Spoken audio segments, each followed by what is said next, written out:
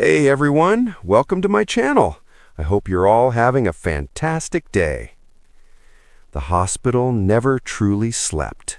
Even at 3:17 a.m., its halls hummed with the quiet beeping of machines and the soft shuffle of nurses' shoes.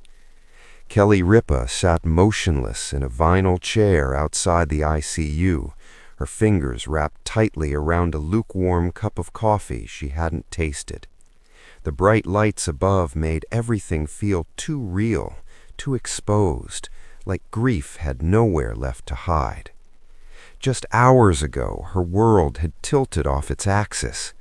Mark Consuelos, her partner, her anchor, the man who had made her laugh for nearly 3 decades, was lying unconscious behind a set of glass doors, fighting a cancer that had turned aggressive without mercy.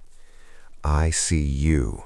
The word echoed in her mind like a cruel refrain. Kelly pressed her palm to her chest, willing her breath to slow. "Stay strong," she told herself. She had said those words 1,000 times on camera, offering comfort to others. Tonight, they felt hollow.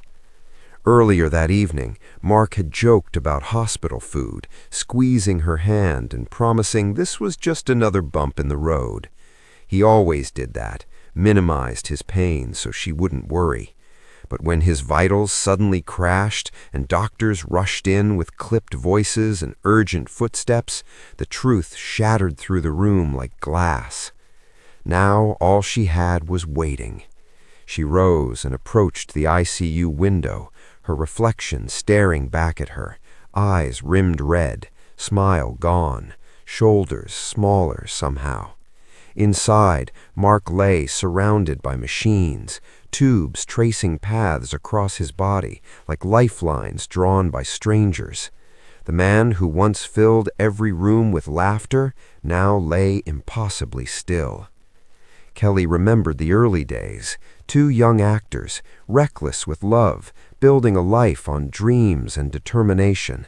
They had weathered public scrutiny, career highs and lows, parenting challenges, and the quiet battles no one ever saw.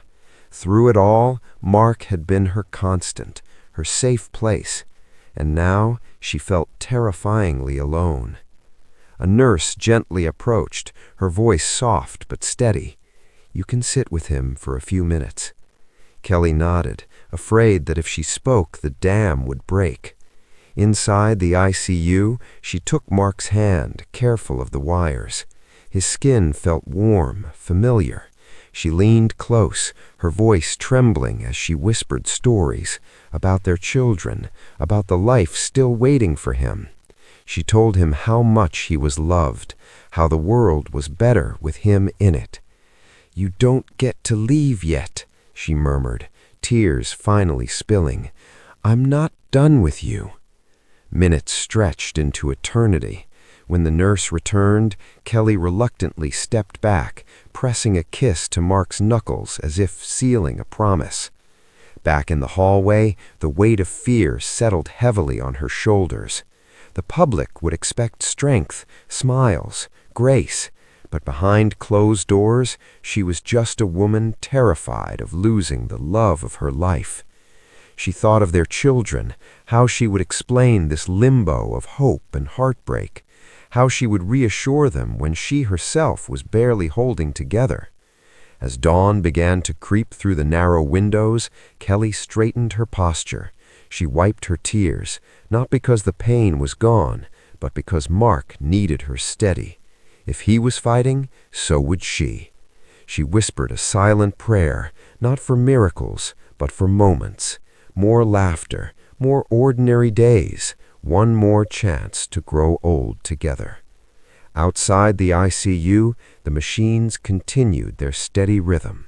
And in that fragile balance between despair and hope, Kelly Ripa stayed, holding on, believing that love, even in its darkest hour, could still be stronger than fear.